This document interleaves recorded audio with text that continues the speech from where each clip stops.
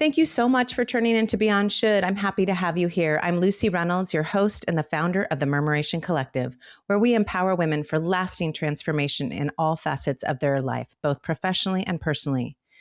And we get it. This is a dynamic and challenging time we're living through. And if you're feeling frustrated or out of control with your current work situation or life in general, and feel like something is just waiting for you just beyond your reach or clarity, then perhaps you might want to consider taking on a coaching engagement with us at the Murmuration Collective. We support women on the daily to wade through their confusion and find what they seek in the next chapters of their personal and professional lives. Our contact details are in the show notes. We look forward to meeting you and hearing what's going on for you. Now let's tune in together to this next episode of Beyond Should. And the next thing I know, I'm in the air. Like I fell and I just remember trying so hard to get to this one little cliff ledge and I hit it and then ended up falling all the way down. So I fell 20 feet off of a cliff face, blood's pouring out of my head and they all run down and I come to and the first thing is I was convinced that I was never getting off that mountain and I was never going to see my child again. Hi, I'm Lucy Reynolds, and welcome to Beyond Should, a podcast for women reinventing their lives, their careers, and owning their power. This is a show where you'll gain insights on how to stop doing what you should do and finally start naming, claiming, and pursuing what you deeply want. On this week's episode of Beyond Should, I sat down with the mountaineer and Montana badass Meg Whicher to talk to her about what it really means to shed our shoulds. After surviving a harrowing near-death experience that reshaped how she understands capacity, Meg shares why just because you can doesn't mean you should, and how dropping the pressure to push past our limits can quite literally save our lives. Okay, now here she is, Meg Whicher. Meg, thank you so much for being on the pod with us today. I am so excited to have you. Definitely. I felt like you were a kindred spirit out the gate meeting you at the Athena conference. So yeah, let's set the stage for everybody. On. I mean, you guys, I barely know Meg and I just glommed onto her. I was like, I got to have this woman share her story with all of you. So Meg and I met in the beginning of November of last year. We were at a women's conference called the Athena Pack, and we were in Whitefish, Montana, and it is founded by several of our friends, which we love and adore. And it is a place of sharing and full of collective wisdom. And I was assigned to a breakout session at lunch. And I sat at the table, and this woman and her friends sat there, and they were kind of just hanging out, and we were trying to make small talk. And then the rest of the women showed up. I was like, what do we need here in the space? And it basically boiled down to give us some tools to make it through our day. And so we did the art of essentialism. And Meg and I just kind of connected across the table. I was like, I don't know who she is or what she's got going on, but I love this woman. So anyhow, we leave for the rest of the afternoon. And lo and behold, the next day, this dynamic woman is up on the stage sharing this story that we're going to talk to you guys about today around kind of reimagining our capacity. So with that, Meg, I would love for you to share a little bit about who you are and your journey to shedding the should of going beyond what we're capable of at any given moment, and share a little bit about you and how you got here. Thanks, Lucy. I just remember sitting at that table with you, being so drawn to you because it was just such an authentic way of being. A lot of people would try and stick to the original game plan, but you were just so intuitive to try and figure out what each of us were trying to get out of that conversation. And it was just so authentic. I was like, Lucy's really awesome. I want to get to know her more. I'm excited to continue on this journey and share my story with you a little bit more too. For me, capacity always seemed like it was a black and white thing, or an in the box and out of the box thing. I was the kiddo that didn't fit in the box of conventional what a child of the 80s needed to look like at the time, especially for a little girl. And so, I was always trying to figure out how to navigate myself in this world, being authentic in who I was. And it came with its own choice of struggles, especially for my parents probably. But I always had a really, really strong work ethic. And so from a young age, my sense of being and my sense of who I was and my definition of what made me good was defined by what I did. And so it was, Meg really struggles in school, but man, she has a great work ethic on the soccer field. She's working 40 hours a week at the local gym. So it wasn't who I was, it was what I did. And I was like, I really glommed onto that. And so I defined myself by what I did and not who I was at a young age, because that's where I had success and where I didn't feel successful in other parts. So I come from a long line of people who have struggled with addiction and alcoholism. And I have a wonderful family with a lot of struggles. And I myself found myself battling that. And I went from someone who had an amazing work ethic to someone who wasn't producing anymore. I was incapable because I was incapable of taking care of myself. And there was a lot of conversation, that stemmed even from childhood. Man, you have so much potential if you could just fit yourself in the box, be more calm, operate this way. Then it turned into if you could stop drinking so much, if you could da da da da. And so, about 15 years ago, I really found myself at the tail end of a pretty serious alcohol and addiction problem. And I thought I would cure myself by going to graduate school because, again, doing things always fixed whatever was going on inside of me. And so I was like, well, going to graduate school will fix this. And so I started graduate school and, essentially got told by my advisor, either you go get sober or you go get gone. And so I entered rehab with the help of some amazing humans at the time. And I got out of rehab and got sober. And I just had this overwhelming sense of that I had to make up for lost time. What that meant was doing as much as humanly possible. And I was going to make up for all those people that said you had so much potential. I was going to show you my potential. Out of graduate school, I arrived in Missoula, Montana, hot, ready, with a whole lot of energy that used to be taken up by this alcoholism. And I had so much capacity, and I was going to show you what I was going to do with it. And so I started saying yes to everything. I started digging deep at my job. And so essentially I run all the programs for kiddos when they're out of school, because it turns out the society isn't set up to support working families. And the 8 to 3 school day actually doesn't support working families. And so I saw this need in my community for really reaching children and families by having robust recreation programs that not only took care of childcare, but gave essentially kids like me a place to find success that they may not have found it in the box, in school, or in traditional programs. I started just working nonstop and working a lot. And then coupled with that, I started really hitting my athletic pursuits, biking and in running really hard too. And so I was training really hard. I was working really hard. I found so much external success that I was like, this is it. I'm here. I find success because I have gone and filled up this capacity bucket. I kind of explain it in 4 ways. We've got our community capacity bucket. That's what we do outside of our job. We've got our job bucket. That's what we do in our job. And we've got our home bucket. That's our family, whoever, whatever that looks like. And then we've got our friend bucket. And that's what we do with the people that aren't related to all those other things. And so I just was dumping into those buckets and having so much external success.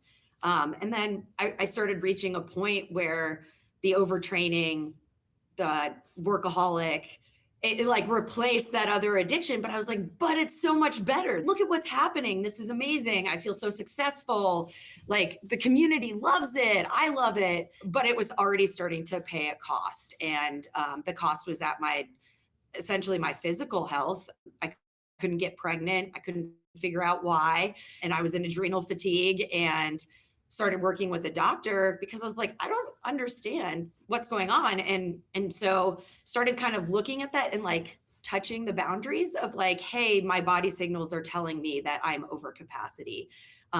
What does that mean? And for a person like me who is either all in or all out, finding a middle ground has been, I don't know, maybe a 6-year journey now. And so I started kind of flirting with, I'm over capacity. I don't want to stop. I'm feeling like I'm having success for the first time. What does that mean? And so I did what every hot-blooded 38-year-old woman does and decided, much like going to grad school would solve my issues and I would find some boundaries. We were going to have a family, and having kids would help me find that boundary and help, because I love children and I wanted my own child. And having a family would help me find some balance.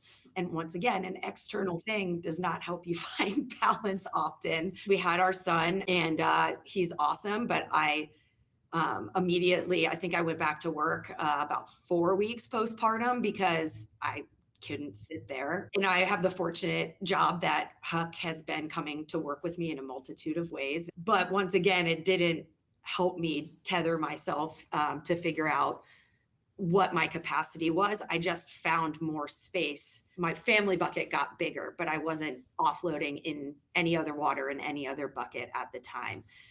So this like just kind of continued. My job got more complex. At the time, I was supervising over 150 part-time and full-time employees.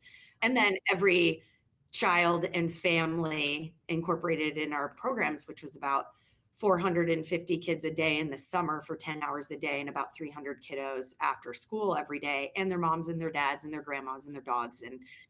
And then I decided to run for school board. You get yourself into these patterns of capacity, and it's kind of like what you were talking about. Just because you can doesn't mean you should. And at the time, I kind of stepped away from like training specifically to be fast in athletic pursuits, and more just trying to find the joy in it again. And so I was like, well, I'm not racing really. I'm not really trying in that avenue. I stepped down from these boards. I can do school board. This will be great. And it is great. Two truths can live in the same thing. Absolutely. So in your Yeah. mind, you think you're pulling back, but you haven't pulled back Yeah. on any of the other buckets, right? You just sort of put some different water in the community pool. You took a little out, but everything else was still spilling over. And I love that you keep talking about it's external capacity for you. That's your love language. You and I talked as we were prepping, like, what does capacity mean? And we kind of went back and forth around capacity and capability. And, you know, you were saying capacity is somebody's love language. So you felt like you were giving Yeah. so much love in your 4 buckets, and yet you were just giving, but there was not ever really a bucket for Meg, if I can remember correctly, in your 4 buckets. Like there's not a Meg bucket. And a lot of it is external validation and not a whole lot of looking inward and kind of, as we talk about, looking to the body wisdom around, you know, you knew you couldn't get pregnant, but you're like, well, you didn't really think about like what's going on with me physiologically. It was just sort of like, okay, well, I'm surely I can get pregnant. That's what I could do. That's what I should be able to do. I think it's just really interesting because I think people express their capacity to give to their community, to give to things that they are passionate about, to do a good job at their work and support their friends. And it's usually an altruistic thing that fills your bucket back. So you feel good externally when you are extending your capacity, but it has to be more than that.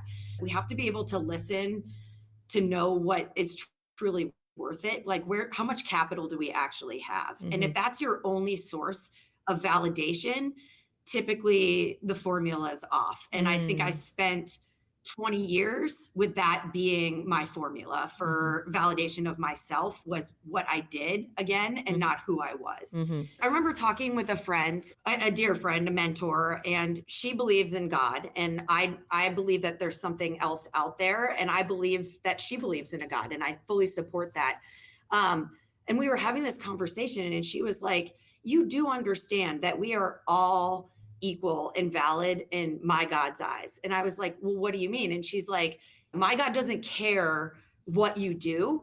Like we are all of equal value. And it doesn't matter if it's Meg working 60 hours a week to support the community on some social justice related things, or if it's someone who, you know, sits at home and takes care of their cat.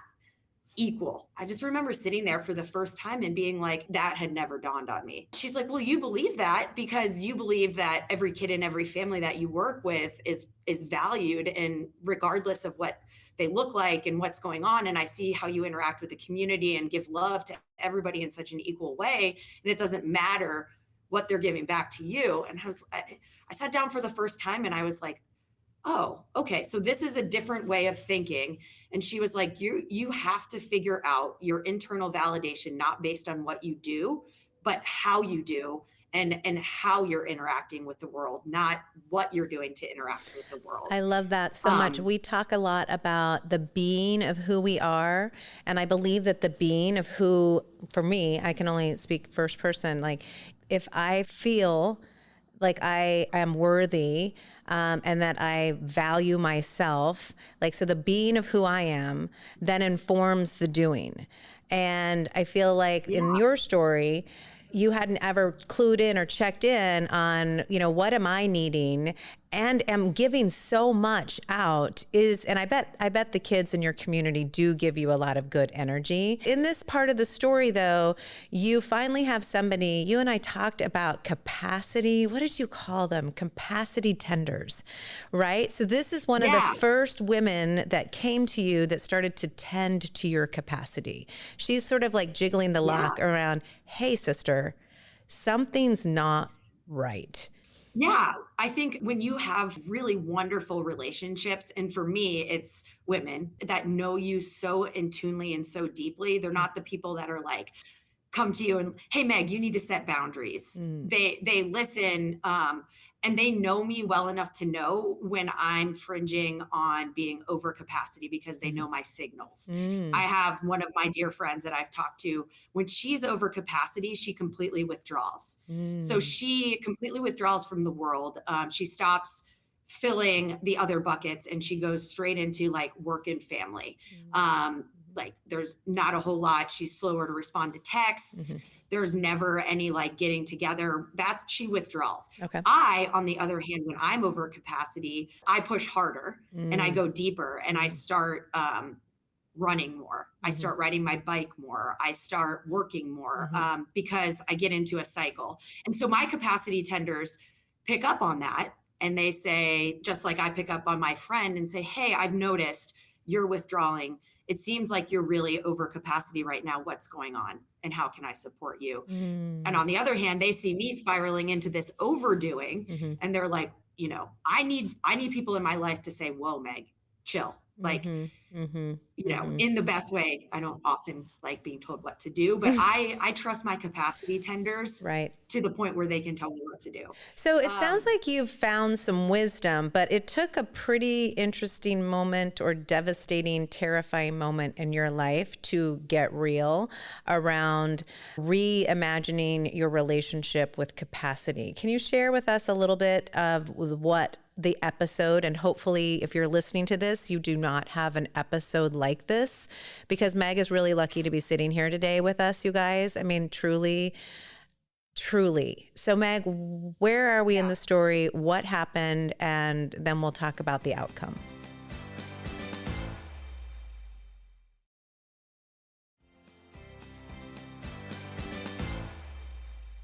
Yeah. So I'd been, dabbling in this, looking at my capacity work since about January of last year. So January 2025. I had tried to do it on my own and I had tried, and my capacity tenders were once again like, hey, whoa, Meg.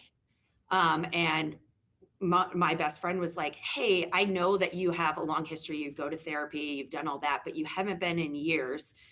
Do you think that this would be a good time? Because I was ready to quit my job. I had reached a breaking point emotionally where it was impacting my physical health and everything like that. And I was like, sometimes I just need somebody to pause me. And I was like, yeah, that sounds like a great idea. And so I started going back to therapy, and it was directly related to trying to understand my relationship with my capacity, because at the same time, my parents were moving. I haven't lived with my parents in over 20 years. The closest I've lived to them is like 4 hours away, and they made the decision to move to Missoula. So I was feeling work pressure, home life pressure, feeling over capacity, and then my aging parents. And then, to top it all off, I'm entering the season. I solo parent. My husband works out of town all summer. And so I'm entering this and I was like, I am going to solve this right now before summer hits and my parents move here and my husband leaves and I'm solo parenting and working 60 hours a week. I'm going to solve this. I'm going to hit this really hard. So I started going back to therapy, started really uncovering and working on some things and was making such great progress. I was delegating things at work for the first time. I was doing some really deep stuff. But then once again, summer hit and I started having some body cues again, where I was working all the time. My husband was just left. My parents were moving here. I was feeling stressed. I'm onboarding 140 staff to start summer camps. I'm working on all the things. I thought I had laid out all the systems. And I was signed up for a bike race, and my heart and my body told me, don't do it. And I did it. And I broke my collarbone. And I was like, oh, sure enough. So my therapist was like, okay, body signals, like, let's listen to them. And I was like, oh, okay. Continued the cycle on, found myself back in that cycle, and July hits. I'm tanked, continuing to give it my all. It's my birthday weekend, and my body signals. I remember sitting in my therapist's office on Thursday, and she's like, look at you. She's like, what are you doing for your birthday? And I said, oh, well, traditionally my girlfriends and I, we go tag a peak and we go do some big epic adventure on my birthday. It's the one weekend I take extended time. I have a babysitter for Huck, and we go get after it, and we go high alpine and we go after it. And she's like, you are going to do what now? And she's like, you are exhausted.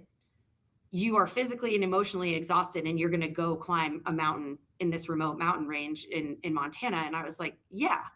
And she's like, can you understand? Like, can you explain your thought process to me? And I said, well, you just don't understand me. This is what I do. This is who I am. This is what rejuvenates me. This is Meg.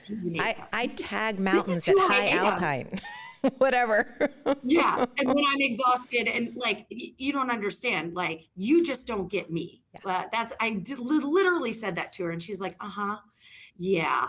And so I just remember the entire car ride feeling tired, and my girlfriends were with me, and, two of them were also tired, but this is what we do. And so we went, and the day went great. And for the most part, and we get to the first crux point, which is like the hardest move. That's like the most technical and also the most freaky, scary.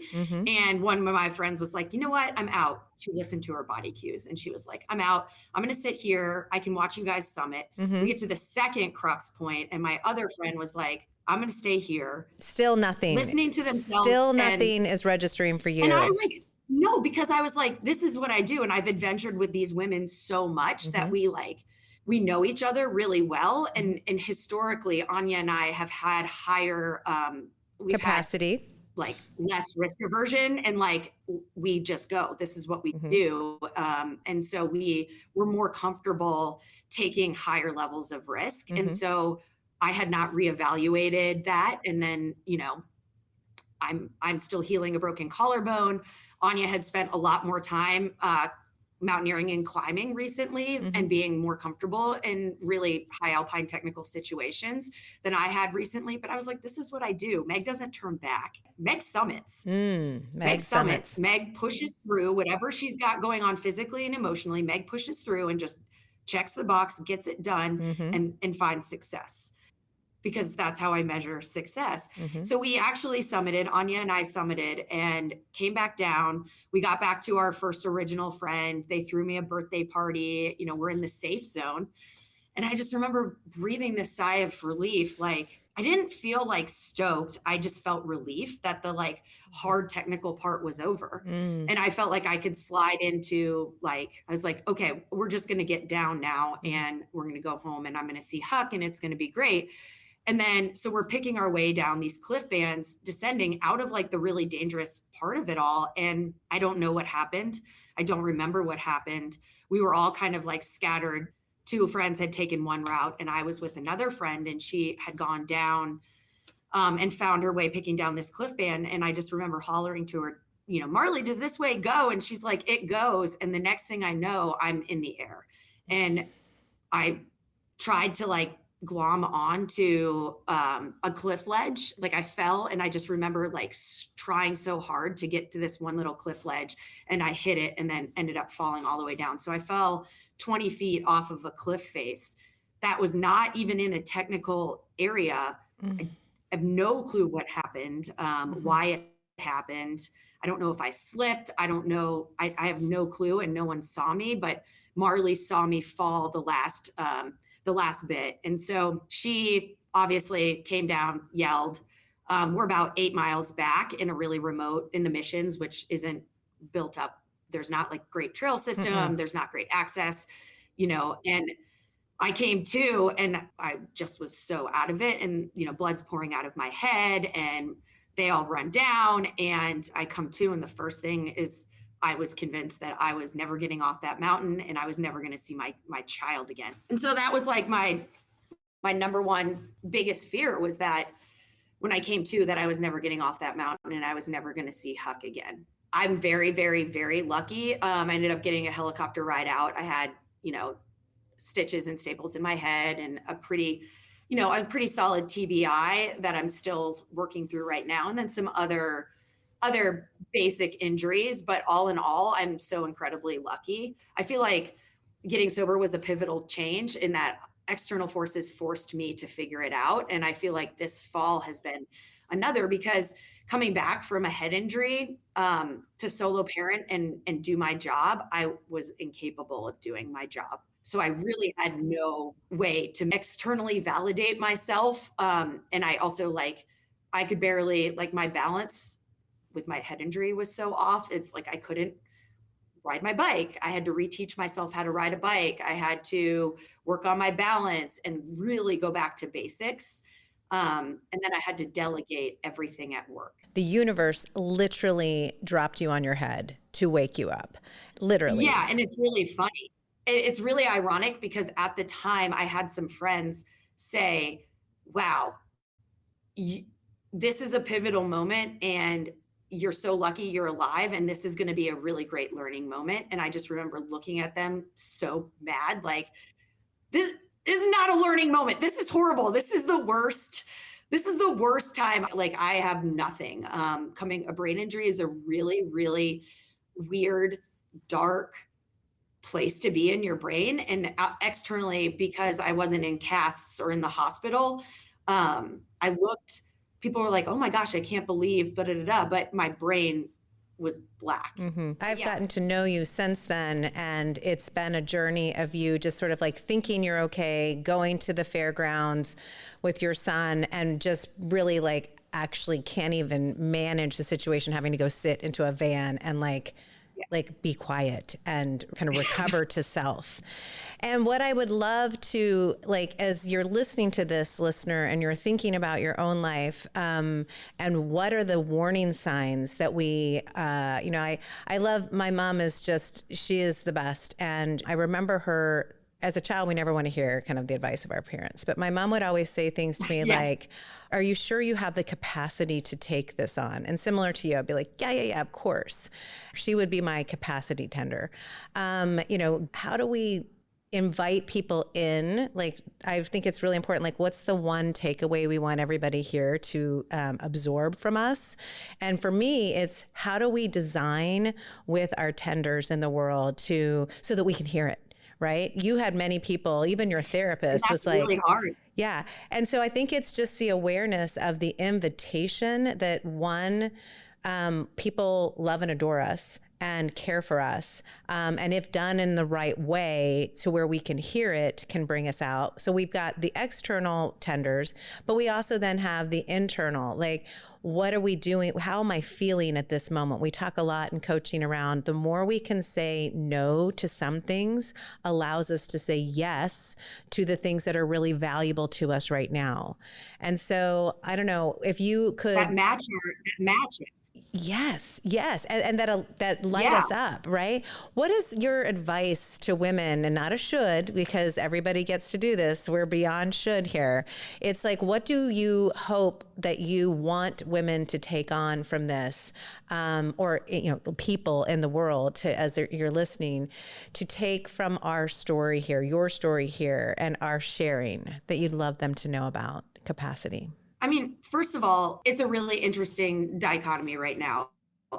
Most of my peer group are highly successful women. We are professionals.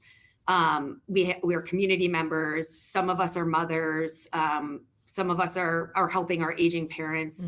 And we all we all have generational wealth, essentially. Mm-hmm. And so I want to be specific about this. Mm-hmm. If you're listening to this podcast, or if you sound like me and my friends, we don't get to opt out, because we do have capacity that a lot of other women don't have, because our stress is external things that are added on. It's not by our paying choosing. our bills. It's Yes. not, yeah, it's by our choosing. Our stress is by our choosing, and not by basic survival of living in addiction or living in poverty, Yes. or, not having the skill set Yes.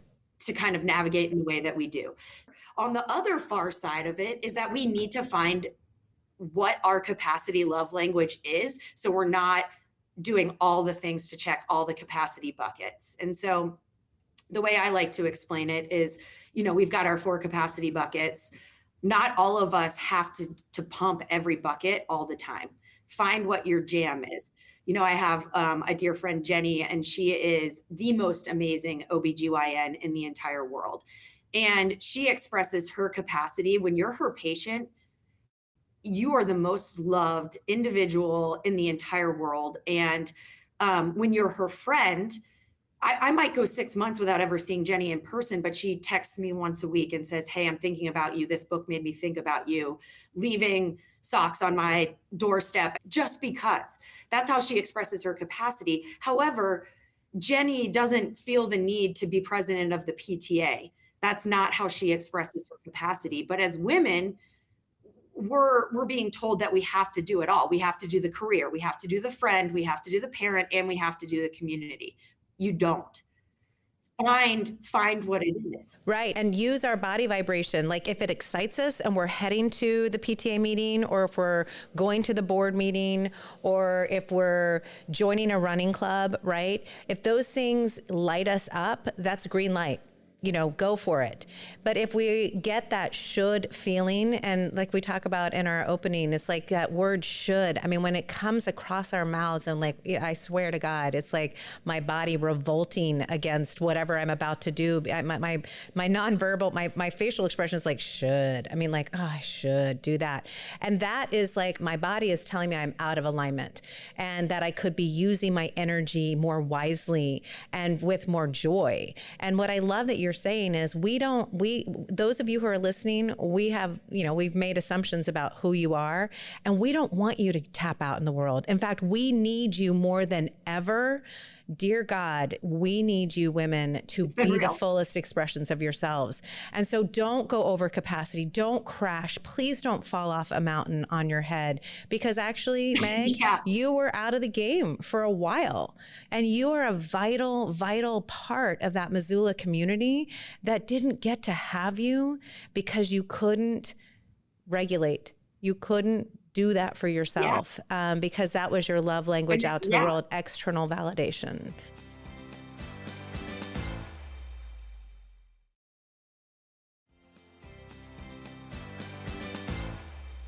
This entire idea of should, we were at this Athena conference, and there was a lot of women I heard in the back talk, or even when registering for this conference isn't for me, I'm not working right now. Or this conference isn't for me, I don't have young children right now. Or, I have a dear friend who was just laid off from her very professional job, and everyone's like, "Well, what new job are you going to get?" And she's like, "I really should be searching for a job right now." And I was like, "Okay, so you're saying you should be searching for a job. Do you want to be searching for a job right now?" And she's like, "No, I want a hot 5 to be with my 2 young children and make pottery, and we can financially do that." And I said, "Go for it." But she's like, "I should be looking for this job right now. I should be volunteer coaching. I should be exercising." It can look different for every single solitary person, how they express their capacity. And my like biggest takeaway that I'm trying to work on right now is that it doesn't mean you have to be all in. So we have a world that's in a huge amount of chaos right now, and you want to save the world. You want to fix the world. There's a strong likelihood that no one person is going to fix what's going on in our country right now or in our community. So you have to understand that one small action can actually lead to the chain of increasing a person's capacity to then do another small chain. I'm on school board right now, And to me, when I step into something, I want to do it all. And I have a colleague who is the most amazing person working with the state legislation.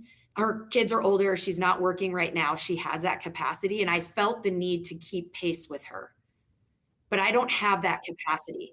So I need to understand that my role is to do what I can and allow her to express her capacity to that extent. And I don't have to keep pace, and that's okay. Yeah. And it's aligning. Like we work in our coaching around designing your relationship with the board you're on or your friends or your colleagues at work.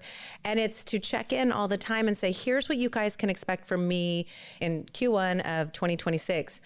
I have X, Y, and Z going on. This is what I can give to this. Here's what you can expect from me. And here's what I need from you. Now, come see me in a year and I'm still on that same board and things are different for me.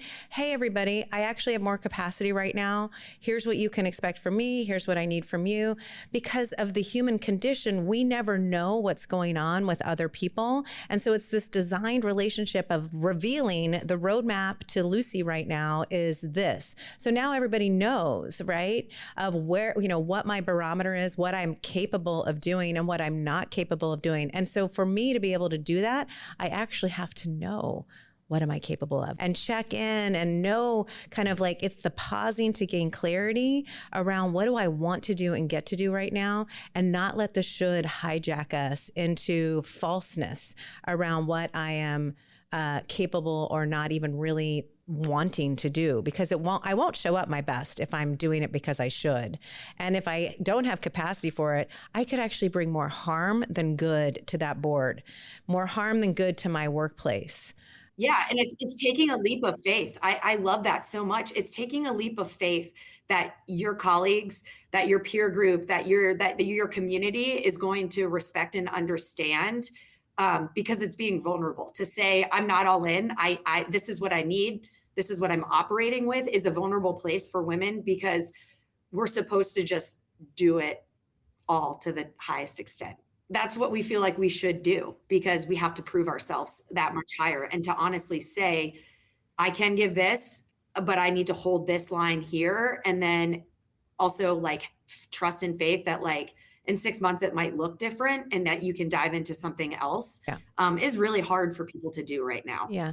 I wanted really quickly, it's just sort of, I guess, name it in the space for what's going on in our world right now is that there is so much going on. And we say that like sometimes like we don't even know where to begin.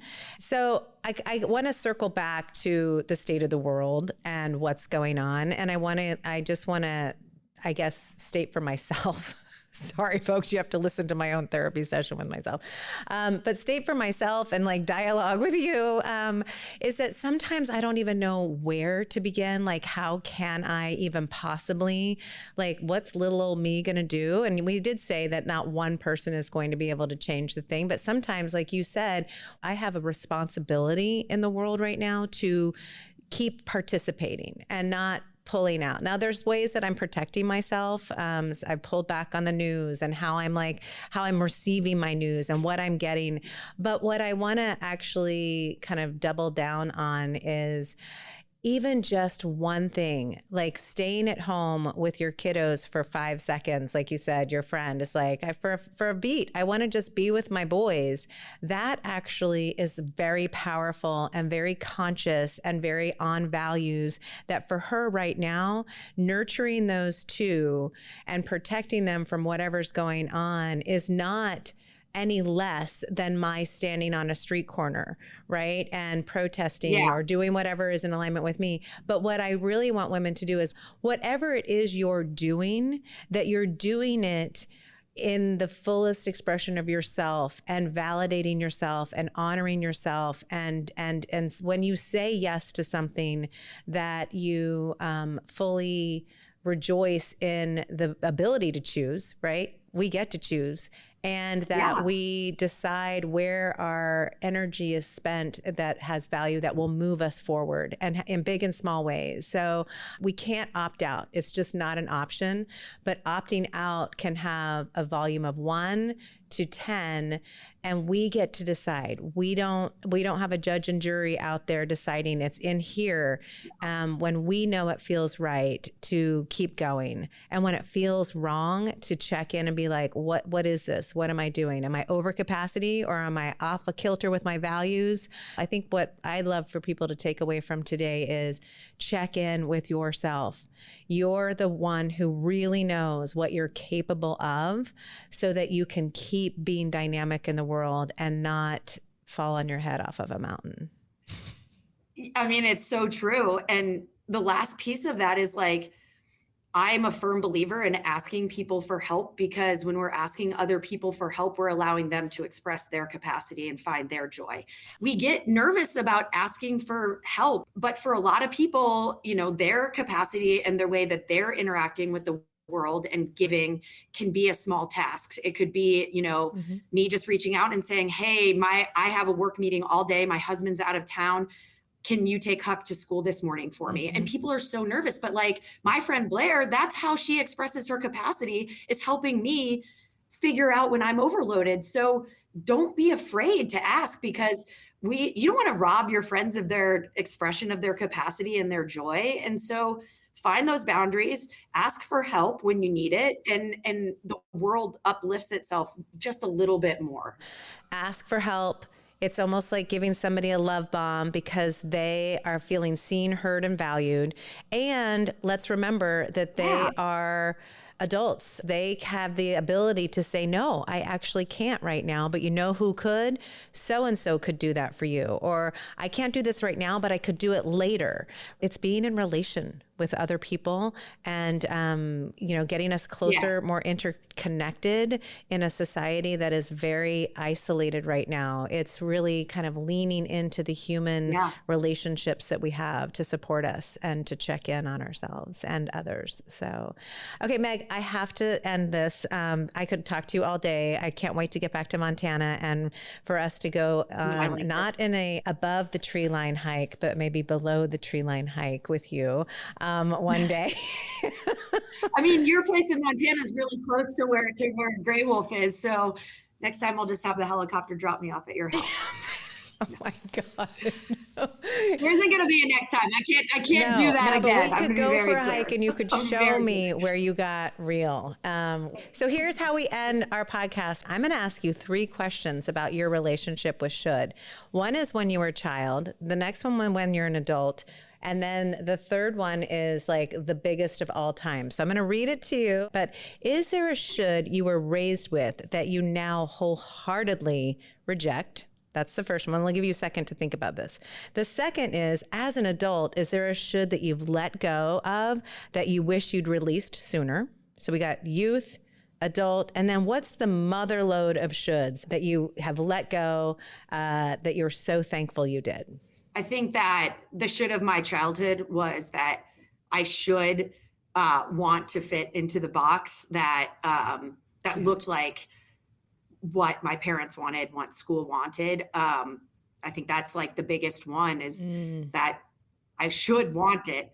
I didn't want it. Well, sometimes I did, but I should want to fit into that box.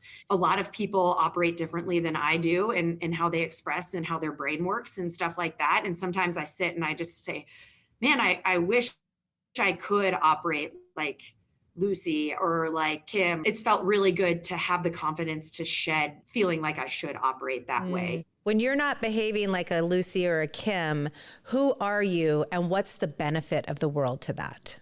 I think that's such a great question. And I think women, we compare ourselves to each other because that's what we do. I think it's genetically in our code, but I operate like Meg Whicher. And I was so afraid I wouldn't find a job, partners, friends that embraced that. And I have, because when you're uniquely yourself, while still working on your character flaws, that's when the magic happens. And so I've gotten to play with magic in my life, fully embracing who I am and how I operate while still working on myself and trying to be better. The magic that is Meg Whicher. I think that's probably the biggest one for you. And I have one last little sneaky question. What's one should you're going to drop this year? Is there a should that you want to out to all of us so we can help hold you accountable? Oh, this one's so hard. And I think for me, what I'm really working on is that body awareness and those body cues and not saying I should do this using that decision making matrix. So, bottom line, the should that you're shedding for 2026 is not thinking, but feeling your way through decision making. Does that feel right? Yeah, that's perfect. Oh, Meg, thank you so much for being with us today. Thank you for holding tight with us, helping us figure out our pathway forward for the Murmuration Collective's Beyond Should podcast. You are brilliant. You're wise. You are a Montana badass. And I am so glad to call you as a new friend. And I am eternally grateful for you. And I'm so thankful that you are still with us and doing great work in the world for your community, for Huck, for your darling husband, and for me. So thank you very much. And I will see you on the other side. Okay. Thank you.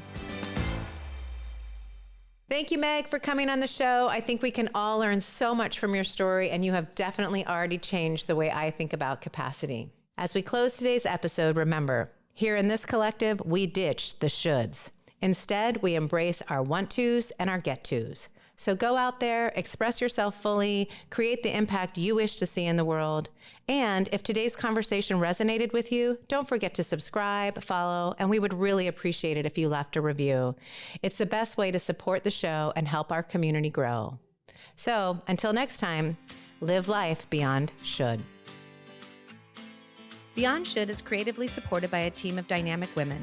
Thank you to our executive producer, LoGrasso, our producer, Daniela Silva, our marketing manager, Esti MacInnes, our engineer, Ali Dietz at YA Studio, and our TMC curriculum design director, Katie Craig.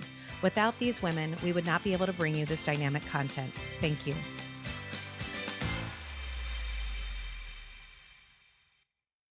Thank you for listening to another episode of Beyond Should, just one of the many ways we are working to support women from all walks of life. And we know personally, and from what our clients are sharing with us on the daily, that this is a dynamic and challenging time we are living through. And if you are feeling frustrated or out of control with your current work situation or life in general, and feel like something is just waiting for you, just beyond your reach or clarity, but you can't put your finger on what it is, then perhaps you might consider taking on a coaching engagement with us at the Murmuration Collective. We are professionally trained and certified leadership, career, and life coaches. We support women like you to wade through the confusion and find what they are truly seeking in the next chapters of their personal and professional lives. Our contact details are in the show notes. We look forward to meeting you, hearing your story, and seeing how we might be able to support you further. Be well.